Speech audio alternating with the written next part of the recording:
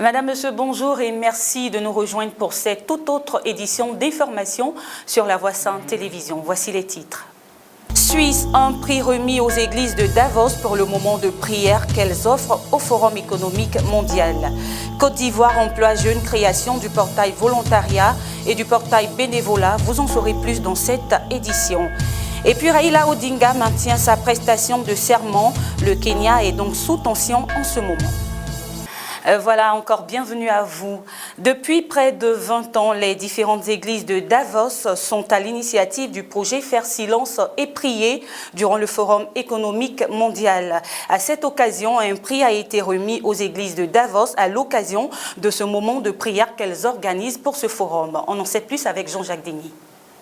L'action des églises chrétiennes durant le Forum économique mondial à Davos a reçu le label Ecumenica de la communauté du travail des églises chrétiennes en Suisse. Le projet Fait silence et prier de la communauté du travail des églises chrétiennes de Davos a reçu une récompense le 22 janvier dernier par l'action des églises chrétiennes du Forum de Davos. En effet, chaque année depuis 1999, une veillée écuménique de prière est organisée tous les jours de 18h à 21h dans les églises de Davos durant le Forum économique mondial. Les participants prient pour les victimes du néolibéralisme et pour les décideurs au plan politique, économique et ecclésial. Le projet de la communauté de travail des églises de Davos se déroule dans l'esprit des grands rassemblements œcuméniques européens, justice, paix, sauvegarde de la création et de la charte œcuménique signée par les églises suisses en 2005. Il ouvre un espace de recueillement contrastant avec l'agitation qui accompagne la rencontre annuelle des grands capitaines de l'économie et des acteurs politiques dans le cadre de ce forum. Il ouvre aux participants un espace de réflexion sur l'impact de leurs actions et de leurs décisions. Cela confère un rayonnement local et national à ces veillées de prière du mois de janvier, dans l'esprit du théologien Albert Schweitzer qui affirmait que la prière change les hommes et les hommes changent le monde. Pour rappel, le label Ecumenica a été créé en 2008 par l'action des églises chrétiennes pour honorer des projets menés en commun par au moins 3 églises dans l'esprit de la charte œcuménique. Ces projets ont un caractère exemplaire et peuvent inspirer des réalisations comparables ailleurs en Suisse. Les échanges commerciaux entre la Côte d'Ivoire et la Turquie se sont accrus ces dernières années. C'est ce qui ressort des statistiques présentées par le vice-président de la Chambre de commerce et d'industrie, Dr Parfait Kwasi, le jeudi dernier à Abidjan. Freddy Sondé. Le responsable de la Chambre de commerce a révélé que le volume de relations commerciales entre les deux pays a augmenté de 18,5% en 2017 par rapport à 2016 avec un taux estimé à 428 millions de dollars US. Selon lui, les exportations de la Turquie vers la Côte d'Ivoire ont connu une augmentation de 29% et les exportations turques en provenance de la Côte d'Ivoire, elles, ont augmenté de 13,5%. Aux acteurs des secteurs privés ivoiriens et turcs, le vice-président de la Chambre de commerce a assuré de l'engagement du gouvernement ivoirien à faire évoluer ces chiffres. Au-delà des flux commerciaux enregistrés entre les deux pays, le vice-président de l'organisme de promotion des activités commerciales s'est prononcé sur l'apport des entreprises turques installées en Côte d'Ivoire. En l'en croire, les investissements consentis par la cinquantaine d'entreprises évoluant principalement dans le domaine de la construction sont évalués à 100 millions de dollars US, soit un peu plus de 509 millions de francs CFA. Enfin, elles devraient permettre à la trentaine d'entreprises qui y prennent part de s'imprégner des opportunités d'investissement en Côte d'Ivoire, mais également des opportunités de partenariat avec leurs homologues ivoiriens. La Commission de l'Union africaine a lancé dimanche à Addis Abeba, en Éthiopie, le marché unique africain de transport. Je vous propose de suivre le reportage de notre consoeur France Conan.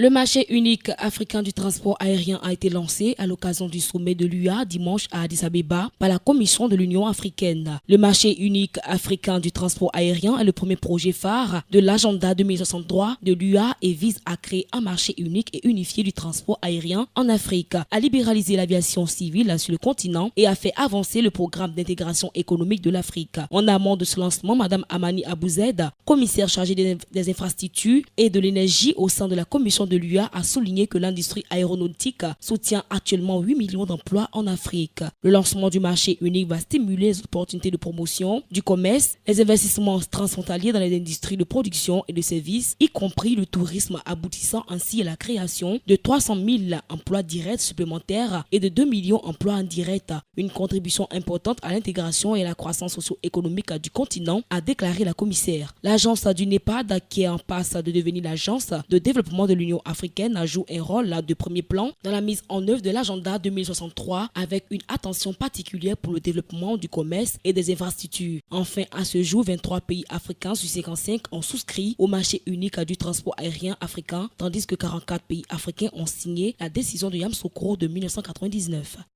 Le ministre de l'Emploi jeune dispose de 2 portefeuilles, volontariat et bénévolat. Ces 2 outils permettent au ministère de la Promotion de la Jeunesse, de l'Emploi et du Service physique d'avoir une base de données et de promouvoir le bénévolat et le volontariat. Commentaire Ange Sacré. Ces sites conçus avec l'aide technique de l'Agence nationale du service universel des télécommunications permettent l'engagement des personnes dans l'action humanitaire. Selon Eloge Soro Kipeya, directeur général de l'Agence nationale du service universel des télécommunications, pour les structures d'accueil de ces bénévoles, des ONG permettront de créer un réseau mondial de contacts. Pour Sidi Tiemoko Touré, ministre de la Promotion de la Jeunesse, de l'Emploi jeune et du Service civique, notons que le bénévole s'engage à temps partiel et ne reçoit aucune indemnité. Par contre, le volontaire, lui, s'engage à plein temps et perçoit une indemnité différente du salaire. Ces outils web permettront à la Côte d'Ivoire d'être à la gouvernance électronique et atteindre une maturité numérique. Hors de ce nous, à présent, l'opposition kenyane a décidé de maintenir coûte que coûte la prestation de serment de son leader Raila Odinga ce mardi 30 janvier 2018. La NASA a décidé de proclamer son chef président du Kenya. Estelle Trayo, son commentaire. Après plusieurs divisions sur la situation et annulée 2 fois, l'opposition kenyane semble cette fois bien décidée à aller au bout de son idée. Raila Odinga a appelé ses partisans à se lever tôt ce mardi 30 janvier et se rendre en grand nombre à Uhuru Park avec des mouchoirs blancs en signe de paix pour le plus grand rassemblement pacifique depuis l'indépendance, a-t-il dit. Son parti affirme qu'il s'agit d'une manifestation pacifique garantie par la Constitution et que la police doit rester apolitique. Le Kenya pourrait se diriger vers un conflit. La police ne doit pas intervenir, a déclaré Raila Odinga.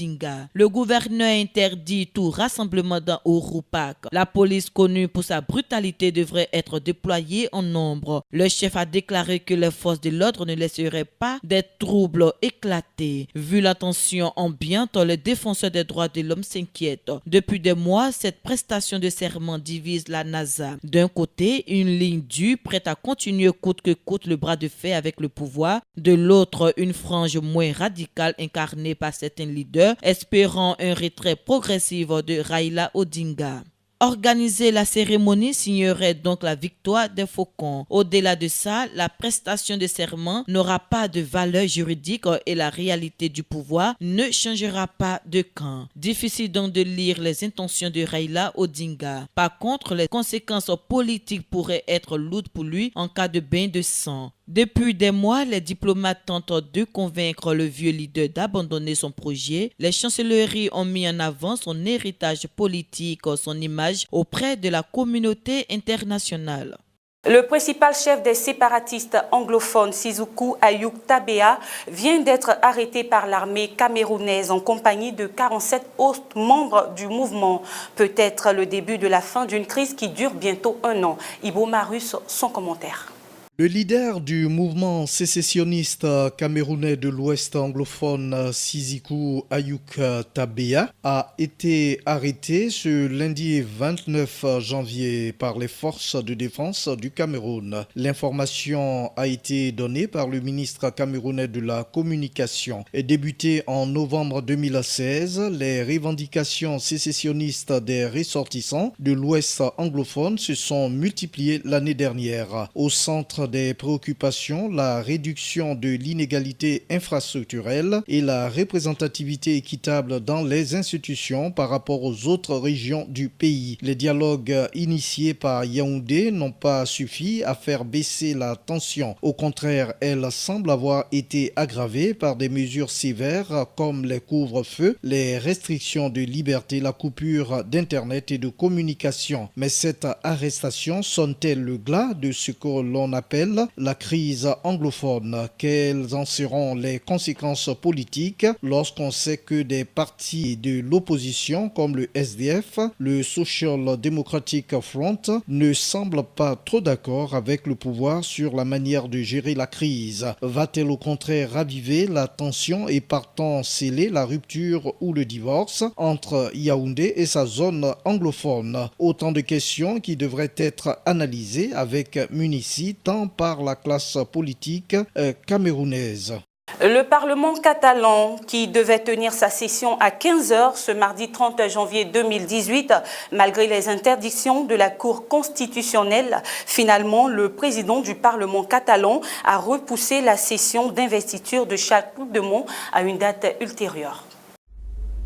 Le suspense flottait sur la tenue d'une nouvelle session cruciale pour la Catalogne. Le président du Parlement catalan, Roger Torrent, a décidé de la repousser au dernier moment.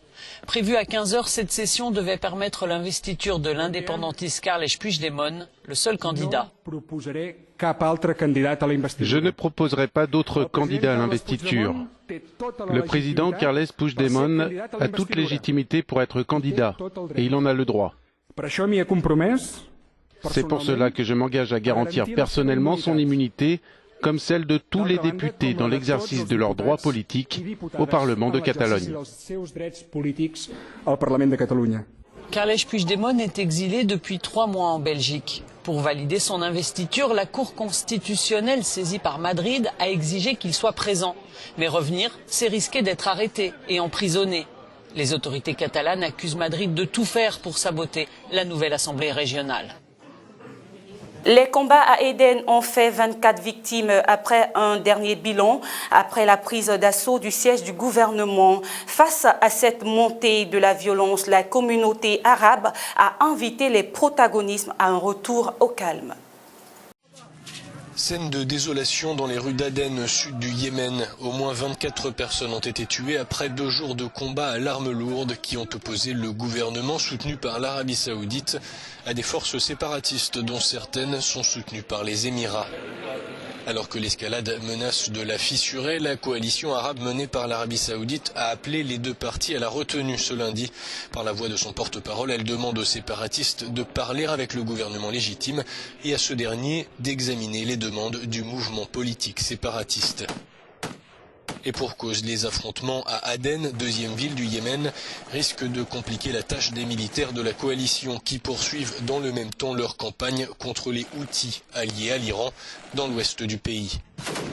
Selon une source ministérielle yéménite, si le calme ne revient pas rapidement à Aden, les forces de l'Alliance arabe n'auront d'autre choix que de s'y replier pour soutenir le gouvernement légitime.